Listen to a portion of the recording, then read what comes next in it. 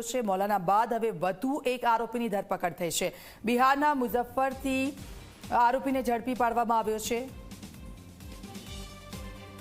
હિન્દુવાદી નેતા ઉપદેશ રાણા અને નુપુર શર્માને જે રીતે જાનથી મારી નાખવાની ધમકી આપવામાં આવી હતી, ત્યારબાદ સુરત ક્રાઇમ બ્રાન્ચ દ્વારા મૌલવીની ધરપકડ કરવામાં આવી હતી। ત્યારબાદ સુરત ક્રાઇમ બ્રાન્ચ દ્વારા એફએસએલમાં મોબાઈલ મોકલવામાં આવ્યો હતો અને હાલમાં આપ સીધા દ્રશ્યો જોઈ શકો છો। બિહારના મુઝફ્ફરનગરથી મોહમ્મદ અલી નામના જે આરોપી છે તેની ધરપકડ કરવામાં આવી છે।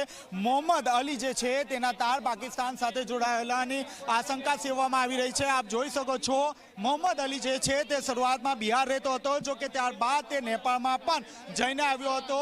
મૌલાનાએ જે રીતે કબૂલાત કરી હતી તે મુજબ ખાસ કરીને મોહમ્મદ અલી જે છે તે મોહમ્મદ અલી ખાસ કરીને પાકિસ્તાન અને જે નેપાળ છે તેની સાથે પણ સંપર્ક ધરાવતો હતો। આ તમામ લોકો વચ્ચે social media through group meeting થતી હતી અને તમામ જે લોકોને ધમકી આપવામાં આવતી હતી તેવા તમામ લોકોને ગ્રુપમાં એડ કરતા હતા અને ત્યારબાદ ધમકી આપવામાં આવતી હતી। આપ જોઈ શકો છો મોહમ્મદ અલી નામનો જે આરોપી છે, સુરત ક્રાઇમ બ્રાન્ચ ટ્રાન્ઝિટ જે રિમાન્ડ છે તે રિમાન્ડ મેળવીને સુરત લઈ આવી છે। સુરત એરપોર્ટ ખાતે તેઓનું આગમન થઈ ચૂક્યું છે।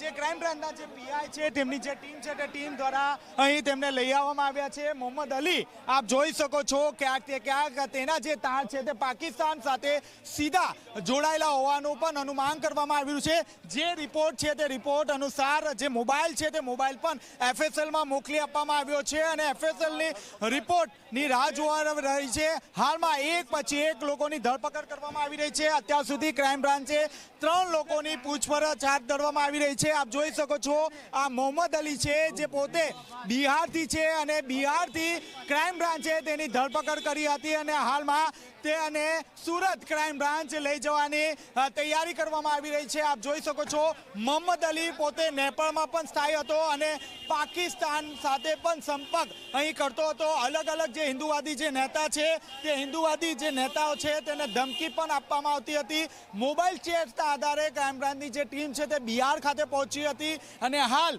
તેની ધરપકડ કરી સુરત ક્રાઇમ બ્રાન્ચ લઈ જવામાં આવ્યો છે। કેમેરામેન વિજય ભેસાણ સાથે ચેતન પટેલ, ઝી મીડિયા, સુરત। તો મહીસાગરના જંગલમાં વિકરાળ આગ લાગી છે। સંતરામપુર કડાણા રોડ પર આવેલા જંગલમાં ભીષણ આગ લાગી છે। હાલ વન વિભાગની ઘટનાની જાણ કરવામાં જાણ નથી। વન વિભાગને આ ઘટના